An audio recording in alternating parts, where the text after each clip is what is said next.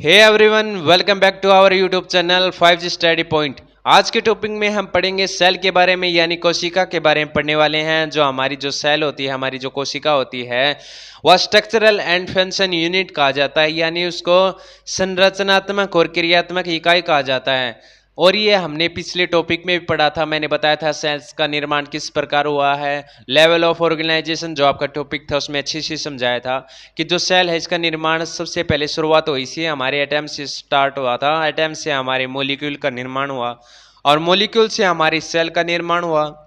Group of cell से हमारी tissue का निर्माण हुआ और ग्रुप ऑफ टिश्यू से हमारे जो ऑर्गन्स का निर्माण हुआ और ग्रुप ऑफ ऑर्गन से ऑर्गन सिस्टम का निर्माण हुआ था और ग्रुप ऑफ ऑर्गन सिस्टम से हमारी ह्यूमन बॉडी कंप्लीट हुई थी। भाई मैंने बताया था आपको।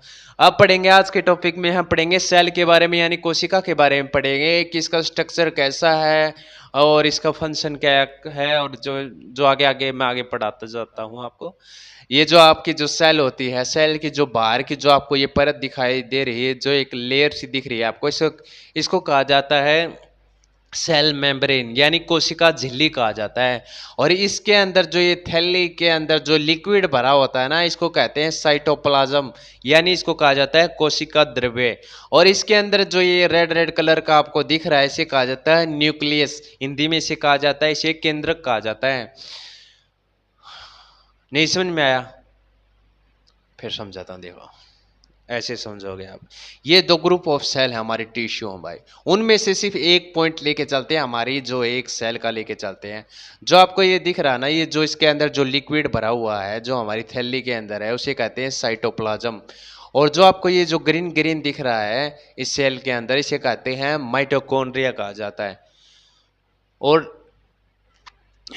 और आपको जो ये रेड रेड दिख रही है ना, इसको कहा जाता है वैक्यूलियस कहा जाता है, वैक्यूलियस। इसे वैक्यूलियस हिंदी में इसे कहते हैं रिक्तिकाएं कहा जाता है, इनको जो छोटी छोटी दिख रही है आपको।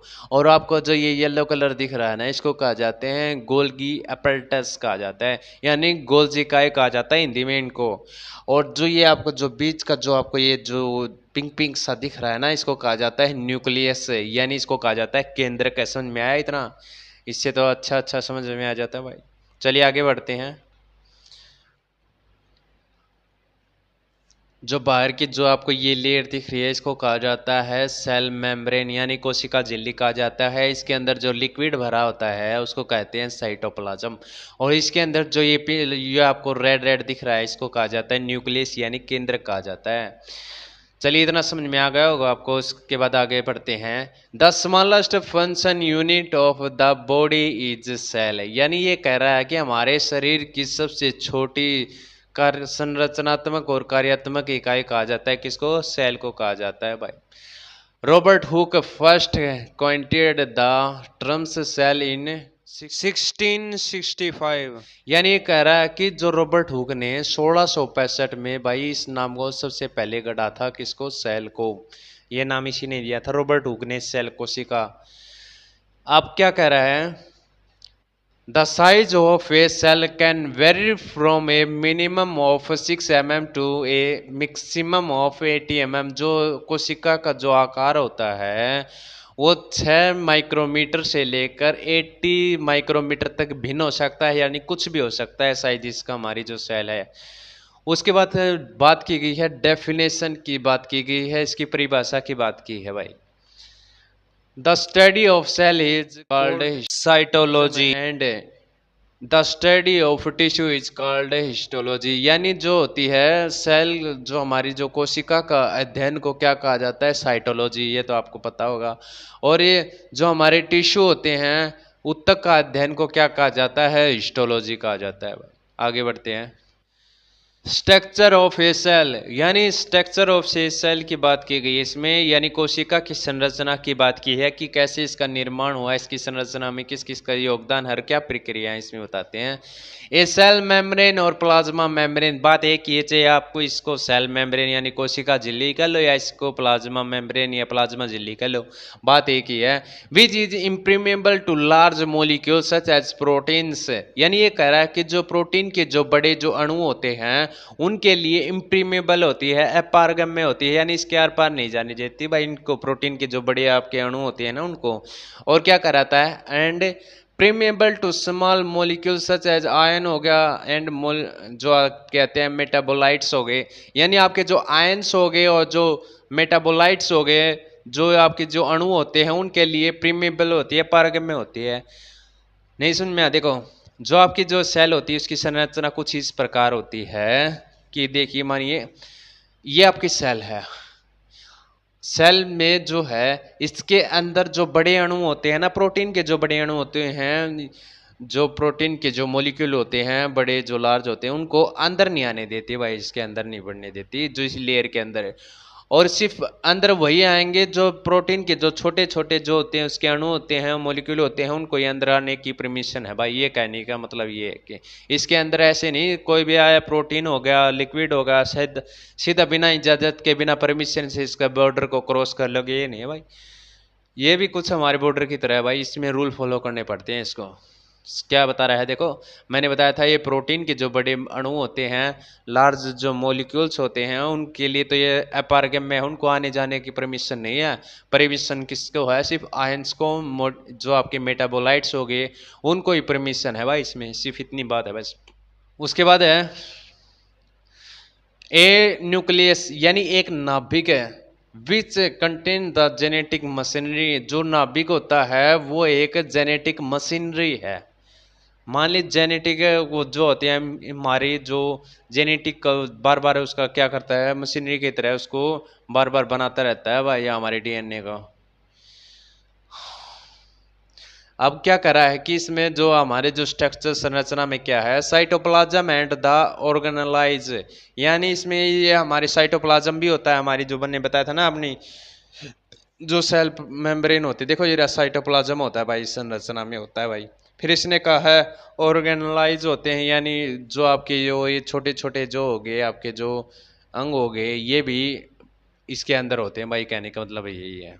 उसके बाद क्या कर रहा है, the cell membrane is a protective sheath that involves the cell body. ये कह रहा है कि जो हमारी जो सेल होती है, कोशिका जो झिल्ली होती है, ये क्या करती है, एक प्रोटेक्टिव एक सुरक्षात्मक आवरण बनाती है भाई।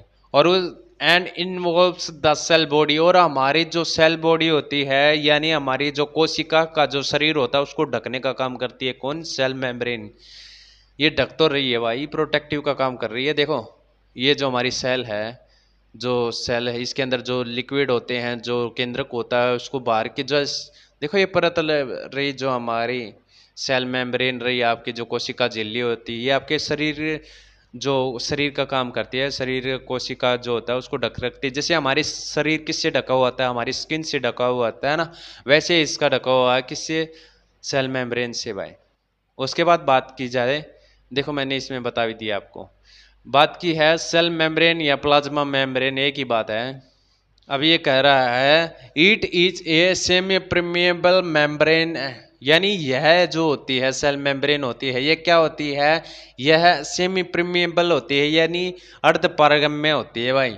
And allow free exchange of certain substances between ECF और आईसीएफ। ये कह रहा है कि जो आपके ईसीएफ यानी एक्स्ट्रा सेल्यूलर फ्लूइड हो गया, आपका इंट्रा सेल्यूलर फ्लूइड हो गया, इनके जो बीच में जो मुफ्त आदान प्रदान की अनुमति देती है। यानी ये इसके अंदर जो फ्लूइड बाहर होता है एक्स्ट्रा सेल्यूलर फ्लूइड और अंदर होता है इंट्रा सेल्यूलर फ्लूइड, इनके अंदर जो पदार्थ होते हैं उनको मुफ्त में आने जाने की परमिशन देती है भाई, जो हमारी जो सेल मेम्ब्रेन होती है ये परमिशन देती है इनके अंदर। अब बात की जाए कंपोजिशन ऑफ सेल मेम्ब्रेन की भाई, the cell membrane is composed of 3 type of substances. ये कह रहा है जो हमारी जो कोशिका झिल्ली होती है वह किससे मिलकर बनी होती है भाई, किसके संयोजन से, कौन से पदार्थ होते हैं उनसे मिलकर बनी है। तो जानने का हिसाब है जो हमारी जो कोशिका झिल्ली, प्लाज्मा झिल्ली यानी सेल मेम्ब्रेन कह लो भाई या प्लाज्मा मेम्ब्रेन कह लो, किससे मिलकर बनी होती है, वह बनी होती है आपके प्रोटीन से, लिपिड से और कार्बोहाइड्रेट से। प्रोटीन की सबसे ज़्यादा मात्रा पाई जाती है भाई हमारे जो स्ट्रक्चर है हमारा जो है सेल का, जो सेल मेम्ब्रेन है, प्लाज्मा मेम्ब्रेन, 55% होता है प्रोटीन भाई। उसके बाद दूसरा स्थान आता है लिपिड का, 40% उसमें जो लिपिड की लेयर होती है, और जो हमारा जो कार्बोहाइड्रेट है वो सिर्फ 5% ही यूज होता है भाई, उसका 5% ही काम मान के चलो। इन तीनों के जो कंपोजिशन से मिलती है हमारी भाई। बात की जाए प्रोटीन्स की, the protein layers help in transport of various substances across the cell membrane. ये कह रहा है कि जो हमारी जो प्रोटीन लेयर होती है, आपकी जो प्रोटीन की जो परत होती है हमारी सेल, मैंने बताया था सेल तीन जो आपके सब्सटेंसेस से मिलकर बनी होती है, आपका प्रोटीन हो गया, आपका लिपिड हो गया, आपका कार्बोहाइड्रेट है। अब बात कर लेते हैं प्रोटीन की भाई। प्रोटीन लेयर क्या करती है, हेल्प करती है भाई, जो आपकी जो कोशिका झिल्ली में जो विभिन्न पदार्थ होते हैं उनके परिवहन में मदद करती है। कौन सी लेयर, प्रोटीन लेयर। इतना जान लिया, फिर और पढ़ लेते प्रोटीन में। Some of them act as receptors of hormones. ये कह रहा है कि उनमें से जो कुछ हार्मोन के लिए रिसेप्टर के रूप में कार्य करती है भाई। इतनी ही बात है इसमें, यानी ये रिसेप्टर के रूप में भी कार्य करती है भाई जो आपके जो प्रोटीन लेयर होते हैं। अब बात की जाए लिपिड्स की, 40% होती है। सेकंड लेयर की बात की जाए, लिपिड की जो लेयर है, the lipids layer is semi permeable in nature. ये कह रहा है कि जो आपकी लिपिड की जो परत होती है वो प्रकृति में उसका स्वभाव ही क्या है, अर्धपर्गम्य है भाई। And allow only the fat soluble substances such as oxygen, carbon dioxide and alcohol to pass through it। ये कर रहा है कि जो आपके जो वसा में घुलनशील जो पदार्थ होते हैं, जैसे आपका ऑक्सीजन, कार्बन डाइऑक्साइड हो गया, आपका अल्कोहल हो गया, उसको ये अपने से अंदर जाने की अनुमति देते हैं। उसके अंदर से सिर्फ यही जा सकते हैं भाई, इनको ही परमिशन है अंदर जाने की। It does not allow the water soluble minerals such as glucose, urea and electrolytes to pass through it। और जो पानी में घुलनशील जो आपके जो पदार्थ होते हैं, आपका ग्लूकोज हो गया, यूरिया हो गया, इलेक्ट्रोलाइट्स हो गया, उनको आपके अंदर से जाने की अनुमति नहीं है भाई। ये अंदर नहीं जा सकते। सिर्फ फैट सोल्यूबल सब्सटेंसेस जा सकते हैं, पदार्थ जा सकते हैं। वाटर सोल्यूबल जो आपके सब्सटेंस हैं, आपके जो मिनरल्स हैं, नहीं जा सकते भाई। बात की जाए कार्बोहाइड्रेट की भाई, अब ये कह रहा है कि जो आपका कार्बोहाइड्रेट मोलिक्यूल्स फॉर्म में thin loose covering over the entry surface of the cell membrane called glycocalyx. ये कह रहा है कि जो आपका जो कार्बोहाइड्रेट जो आपके अणु होते हैं वे कोशिका झिल्ली की पूरी सतह पर एक थिंक पतला लूजिंग ढीला आवरण बनाते हैं, जिसे क्या कहा जाता है, ग्लाइकोकैलिक्स कहा जाता है भाई। ये लेयर है भाई इसकी। Some carbohydrate molecules are attached with proteins and form glycoprotein। ये कह रहा कि जो हमारे कुछ कार्बोहाइड्रेट होते हैं, अणु होते हैं, वे अटैच होते हैं किसी प्रोटीन से, यानी कुछ कार्बोहाइड्रेट अणु होते हैं प्रोटीन से जुड़े होते हैं, उन्हें ग्लाइकोप्रोटीन्स कहा जाता है। और and some are attach with lipids and form glycolipids. यानी और कुछ कार्बोहाइड्रेट अणु होते हैं वे लिपिड से जुड़े होते हैं, इसलिए उन्हें क्या कहता है, ग्लाइकोलिपिड्स कहा जाता है। समझ में आया थोड़ा बहुत है, ये डिटेल है, थोड़ी थोड़ी याद कर ली इनकी। फंक्शन की बात की है, फंक्शन में हम पढ़ेंगे प्रोटेक्टिव फंक्शन के बारे में, यानी आपकी जो सुरक्षात्मक कार्य के बारे में पढ़ेंगे। सेलेक्टिव परमिएबिलिटी यानी चयनात्मक पारगम्यता के बारे में पढ़ेंगे। एब्जॉर्प्टिव फंक्शन यानी अवशोषण कार्य के बारे में पढ़ेंगे। एक्सक्रेटरी फंक्शन यानी उत्सर्जन आपके जो कार्य होते हैं उनके बारे में पढ़ेंगे।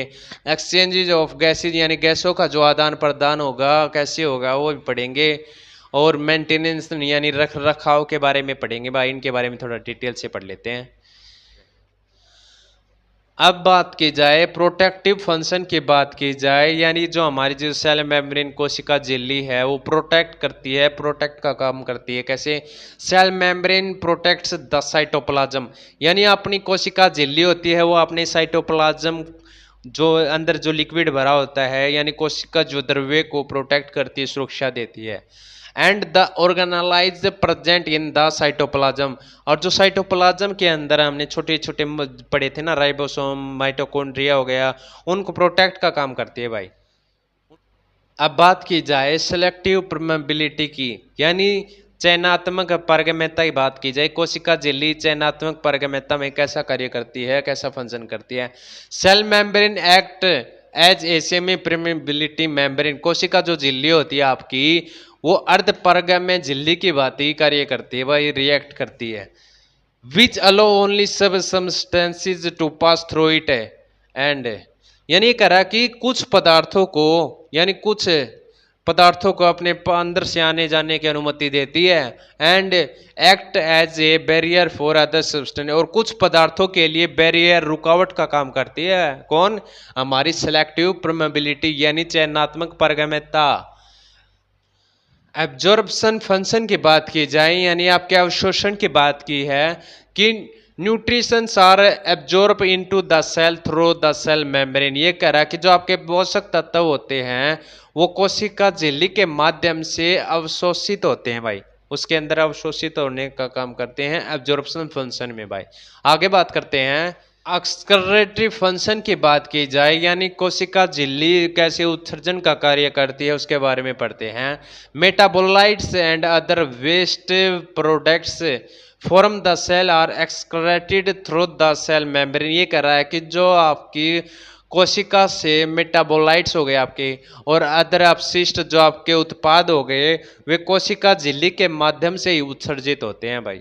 समझ में आया थोड़ा बहुत है, यानी फंक्शन करती है ये भी। अब बात करते हैं एक्सचेंजेस ऑफ गैसेज, यानी आपकी कोशिका झिल्ली जो गैसों का आदान प्रदान कैसे करती है वही पढ़ लेते हैं थोड़ा। Oxygen entry the cell from the blood and carbon dioxide leaves the cell, ये कह रहा है कि जो हमारी ऑक्सीजन होती है वो रक्त के माध्यम से हमारी सेल में प्रवेश करती है और कार्बन डाइऑक्साइड कोशिका बाहर करती है। यानी हमारे अंदर तो ऑक्सीजन होगी और कोशिका उस कार्बन डाइऑक्साइड के रूप में बाहर कर देगी। And entries the blood through the cell membrane, और कोशिका झिल्ली ब्लड के माध्यम से बाहर करती है उसको कार्बन डाइऑक्साइड को। उसके बाद बात की जाए मेंटेनेंस के रख रखाव की, shape and size of the cell, यानी हमारी जो कोशिका का होता है उसका आकार और उसकी जो बनावट होती है, उसका जो मान ले उसकी शेप हो गया, आकृति होगी और उसका आकार हो गया, उसको वैसा का वैसा रखने का काम करती है भाई कोशिका झिल्ली। ना उसको बड़ा होने देगी ना उसको छोटा होने देगी, उसका आकार सेम टू सेम वही रखेगी भाई। बस साइज तो मैंने बताया था उतने तक ही रहेगा इसका। उसके बाद इस पढ़ते हैं छोटा सा रिवीजन ले लेते हैं भाई। Revision is most important, revision तो सबके लिए जरूरी है भाई। 5G स्टडी पॉइंट में आज हमने क्या पढ़ा? सेल के बारे में पढ़ा था, यानी स्ट्रक्चरल एंड फंक्शन यूनिट हमारी सेल होती है, यानी कि संरचनात्मक और क्रियात्मक इकाई जो हमारी होती है प्यारी सेल होती है। सेल के बारे में मैंने बताया था, सेल का निर्माण सबसे पहले एटम का निर्माण हुआ, एटम से मॉलिक्यूल बने, मॉलिक्यूल से हमारी जो सेल का निर्माण हुआ था भाई, ये बताया था मैंने आपका। और ये बताया था मैंने जो आपकी जो सेल की जो बाहर की लेयर होती है उसको क्या कहता है? सेल मेम्ब्रेन यानी कोशिका झिल्ली कहा जाता है। इसके अंदर जो लिक्विड भरा होता है उसको साइटोप्लाज्म कहा जाता है। और इसके अंदर जो ये रेड रेड दिख रहा है इसको कहा जाता है न्यूक्लियस या नाभिक भी कह सकते हो, या इसको केंद्रक भी कहा जाता है भाई। उसके बाद हमने इसके बारे में थोड़ा डिटेल पढ़ी थी। हमने बताया था 1665 में जो ये सेल नाम दिया था किसने? रॉबर्ट हुक ने दिया था भाई। और इसका साइज के बारे में बताया था, इसका साइज कितना होता है? 6 माइक्रोमीटर से लेकर 80 माइक्रोमीटर के बीच कुछ भी हो सकता है, भिन्न हो सकता है भाई। उसके बाद हमने डेफिनेशन पढ़ी थी भाई, यानी सेल जो सेल का अध्ययन क्या कहलाता है? कोशिका का अध्ययन कहा जाता है साइटोलॉजी। और हमने पढ़ा था जो उत्तक का अध्ययन क्या कहा जाता है? हिस्टोलॉजी। स्ट्रक्चर के बारे में पढ़ा था कि यानी इसका संरचना कैसी होती है, यानी मैंने ये बताया था आपकी जो कोशिका झिल्ली होती है और प्लाज्मा झिल्ली सेम होती है, एक ही नाम होता है भाई, चाहे आप इसको कोशिका झिल्ली कह लो चाहे इसको प्लाज्मा झिल्ली के वो कह दो। इसका इसका बताया था मैंने, ये पारगम्य होती है, किसी के लिए पारगम्य और किसी के लिए अपारगम्य का काम करती है। हमने बताया था न्यूक्लियस के बारे में थोड़ी डिटेल बताई थी आपको, ये बताया था कि ये इसके अंदर साइटोप्लाज्म और अंदर सब्सटेंसेस होते हैं। इसके बारे में थोड़ा बताया था कि इसके अंदर एक आवरण होता है। सेल का स्ट्रक्चर के बारे में अच्छे से बताया था कि कौन सा ये न्यूक्लियस होता है। हमने ये बताया था, इसकी फुल फॉर्म बताई थी। ECF की फुल फॉर्म क्या होती है, एक्स्ट्रा सेल्यूलर फ्लूइड की बताई थी। ICF के बारे में बताया था, इंट्रा सेल्यूलर फ्लूइड। ये बताया था कि जो कोशिका से बाहर की तरफ होता है वो होता है आपका एक्स्ट्रा सेल्यूलर फ्लूइड। जो कोशिका के अंदर की तरफ होता है वो होता है आपका इंट्रा सेल्यूलर फ्लूइड होता है। ये स्ट्रक्चर था भाई। उसके बाद हमने पढ़ा था सब्सटेंसेस के बारे में बताया था, कंपोजिशन यानी किन से मिलकर किन के संयोजन से इनका निर्माण हुआ। हमारी जो सेल का निर्माण हुआ है प्रोटीन से, लिपिड से और कार्बोहाइड्रेट से हुआ भाई। जो आपकी सेल मेम्ब्रेन है, यानी प्रोटीन की मात्रा सबसे ज़्यादा पाई गई थी, लिपिड उसके बाद, और उसके तीसरे स्थान पर आता है कार्बोहाइड्रेट। प्रोटीन के बारे में हमने पढ़ा था कि प्रोटीन मदद करता है, परिवहन के रूप में करता है। और लिपिड के बारे में पढ़ा था कि ये इसका जो होती है नेचर होता है इसका अर्धपारगम्य होती है स्वभाव से, जो वसा में घुलनशील पदार्थों के अंदर बाहर जाने की अनुमति देती है, और जो पानी में घुलने वाले आपके जो मिनरल्स हो गए, जो पदार्थ हो गए, उसके अंदर आने जाने की परमिशन नहीं है भाई। हमने ये पढ़ा था, हमने ये पढ़ा था जो आपके जो कार्बोहाइड्रेट अणु होते हैं वो प्रोटीन से जुड़े होंगे तो उनको ग्लाइकोप्रोटीन कहा जाएगा, और जो कुछ कार्बोहाइड्रेट होते हैं लिपिड से जुड़े होते हैं उनसे ग्लाइकोलिपिड्स कहा जाता है। फंक्शन की बात की थी कि क्या काम होता है, प्रोटेक्टिव फंक्शन यानी सुरक्षा का कार्य होता है भाई इसका, और सिलेक्टिव परमेबिलिटी यानी चयनात्मक पारगम्यता का भी इसका काम होता है। एब्जॉर्प्टिव फंक्शन यानी अवशोषण का भी कार्य होता है। एक्सक्रेटरी फंक्शन का भी कार्य होता है, यानी उत्सर्जन का कार्य भी करती है कौन, सेल मेम्ब्रेन कोशिका झिल्ली। एक्सचेंजेस ऑफ गैसेज यानी गैसों का जो आदान प्रदान भी का कार्य भी यही करती है भाई फंक्शन। मेंटेनेंस का भी काम करती है, यानी रख रखाव का भी काम करती है भाई। उसके बाद इतना ही था हमारा आज का टॉपिक है। उम्मीद करता हूँ आपको कुछ ना कुछ 5-10% तो समझ में आया होगा। वीडियो देखने के लिए थैंक यू सो मच।